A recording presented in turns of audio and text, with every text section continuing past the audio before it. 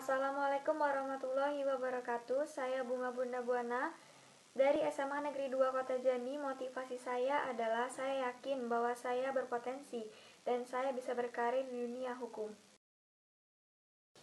Tujuannya adalah supaya kita mengetahui apa saja yang menjadi hukum positif di Indonesia, apa saja prosedur melaksanakan hukum, apa saja kedudukan, hak, kewajiban, apa saja lembaga-lembaga yang menjadi penyelenggara, apa saja sesuatu yang dilarang dan yang diperbolehkan.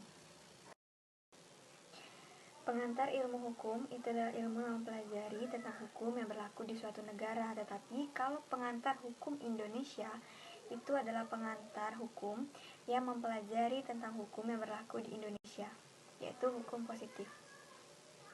Sama-sama berobjekkan hukum.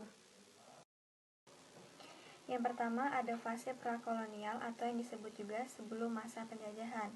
Pada fase ini sistem pemerintahan di Indonesia itu menganut sistem kerajaan, yaitu kerajaan Hindu-Buddha dan kerajaan Islam.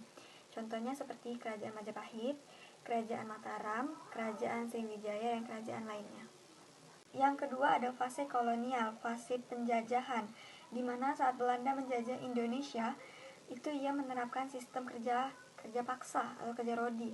Jadi saat masa itu sangat merugikan bagi Indonesia dan sangat menguntungkan bagi Belanda. Pada kolonialisme Jepang ingin menguasai apa yang Belanda miliki waktu itu. Karena ingin melaksanakan tata pemerintahan di Indonesia, Jepang akhirnya berpedoman kepada undang-undang yang disebut dengan Gunseire. Yang ketiga ada fase kemerdekaan yang dipimpin oleh Insinyur Soekarno dan Muhammad Hatta. Pada masa itu hukum Indonesia tersusun atas hukum Islam dan hukum Barat.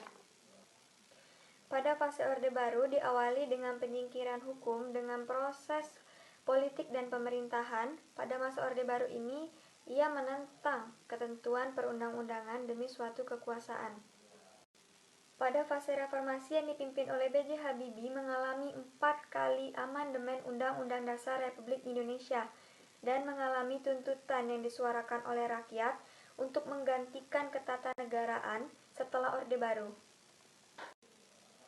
Hukum Indonesia saat ini adalah masih tergolong lemah karena rendahnya moralitas para aparat penegak hukum dan judicial corruption masih merajalela dan sangat mendarah daging dan sangat sulit diberantas.